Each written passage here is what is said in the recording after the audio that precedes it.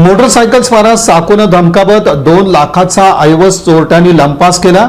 माळशिरस तालुक्यातील पिलीव घाटामध्ये ही थरारक घटना घडली।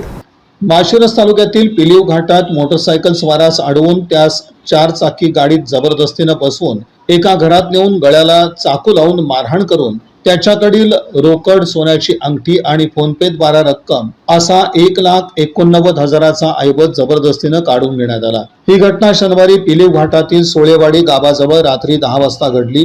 आनंद दत्तात्रय भागवत वय 55 राहणार मसवड असं मारहाण करून लुटण्यात आलेल्या व्यक्तीचं नाव आहे।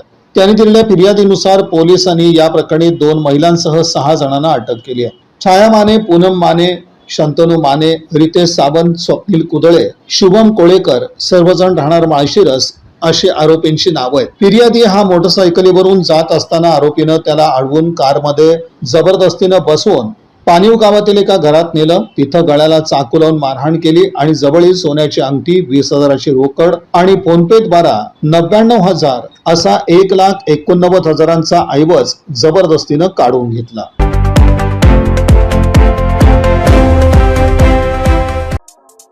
या बातमीपत्राचे प्रमुख प्रायोजक प्लॅटिनम मॉल इंद्रधनु सोलापूर।